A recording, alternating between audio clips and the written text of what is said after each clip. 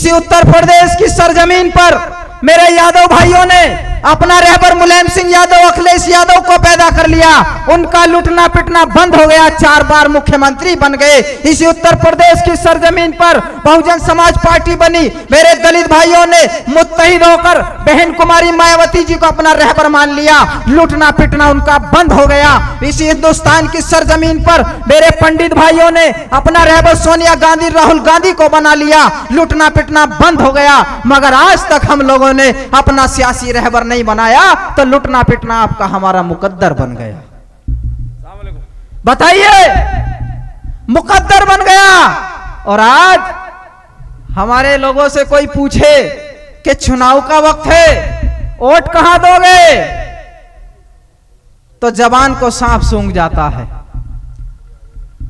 अरे आप यादव भाई से पूछिए जाकर के कि चुनाव का वक्त है, वोट कहां जाएगा। यादव भाई कहेंगे जो साइकिल से आएगा, समाजवादी पार्टी से आएगा, कोई जीते कोई हारे, मेरा वोट साइकिल को जाएगा। दलित भाई से कोई पूछ ले कि मेरे दलित भाई यहां वोट कहां जाएगा, वो भी कहेगा जो हाथी के निशान से आएगा, बहुजन समाज पार्टी से आएगा, वोट उसको दूंगा, हारे चाहे जीते मुझे कोई मतलब नहीं। मगर आप लोगों से कोई पूछे कि वोट कहां जाएगा, तो कहेंगे ऐसे कैसे बता दें, देखेंगे किसकी हवा चलती है। अब मेरे भाइयों, हवा इबलीस की चलो, नमरूद की चलो, खबीस की चलो, जिसकी भी चलेगी सारी कौम को हवा में उड़ा के ले जाएगी। 75 सालों से ये कौम हवा में उड़ रही है, 75 सालों से। हमने सोचा लुटाई पिटाई ज्यादा हो गई। अरे भाई, ये पार्टी आई है जिसका नाम है ऑल इंडिया मजलिस इत्तेहादुल मुस्लिमीन, जो बैरिस्टर असदुद्दीन ओवैसी साहब आए हैं, ये भी हमारी पार्टी है। तो हमारा भाई क्या कहता है कि बात तो सही है मगर पार्टी अभी छोटी है। बात तो सही है मगर पार्टी अभी छोटी है। अरे तुम्हारा बेटा छोटा है और बराबर में पड़ोसी का बेटा मोटा है। हमारा भाई क्या करेगा, मेरे अब्दुल्ला, तेरा गुनाह यह है कि तू छोटा है, मैं तेरे हिस्से का घी दूध मलाई पड़ोसी के बेटे को देकर आता हूं। जब पड़ोसी का बेटा तकड़ा होकर डंडा लेकर आता है, चक्कर चढ़ाई करता है, तो मियाँ जी कहते हैं बेटा तो मेरे भी है, मगर कहां से, बेटा तो पहले ही कमजोर है। अगर माल खिलाया होता तो तुम्हारा बेटा भी टक्कर का बेटा होता, वो कमजोर नहीं होता। मेरे भाइयों, आप लोगों की आंखों पे एक चश्मा चढ़ा हुआ है। कौन सा चश्मा? बीजेपी को हराने का चश्मा। बीजेपी को हराने के नाम पर उत्तर प्रदेश की सरजमीन पर तुम्हारे 67% मकान कच्चे हैं, उनको पक्का तुम नहीं करा सकते। इसी उत्तर प्रदेश की सरजमीन पर बीजेपी को हराने के नाम पर 67% मुसलमान जेलों के अंदर बंद है, उनको कोई निकालने की बात नहीं करेगा। अगर कोई करेगा, बीजेपी को हराने की बात करेगा। यही करता है ना कि बीजेपी आ जाएगी।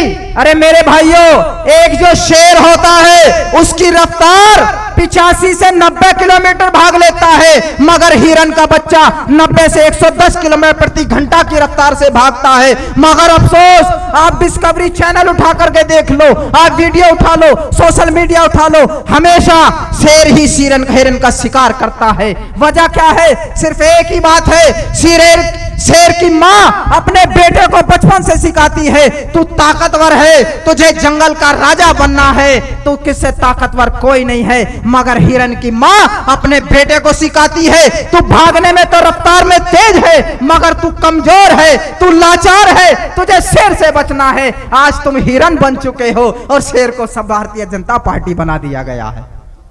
आज हो रहा है ना शिकार। बिहार के अंदर जेएसआर का नारा लगाकर तबरेज अंसारी को मौत के घाट उतार दिया। रेडियो टीवी अखबार बोल रहा है आत्महत्या की है। मैं पूछता हूं मेरे भाइयों, ऐसी नाइंसाफी क्यों है? लोग कहते हैं कि ऑल इंडिया मजलिस इत्तेहादुल मुस्लिमीन मुसलमानों की आवाज उठाती है। हमारी लड़ाई किसी जाति, किसी मजहब, किसी वर्ग के लोगों से नहीं है, हमारी लड़ाई है तो इस नाइंसाफी के खिलाफ है। मुझे बताओ, सरकार चाहे समाजवादी पार्टी की हो, बसपा की हो, कांग्रेस की हो, हर बार सरकार बदलती है, डंडा बदलता है, पीटने वाला बदलता है, मगर पिटने वाला आज तक नहीं बदला।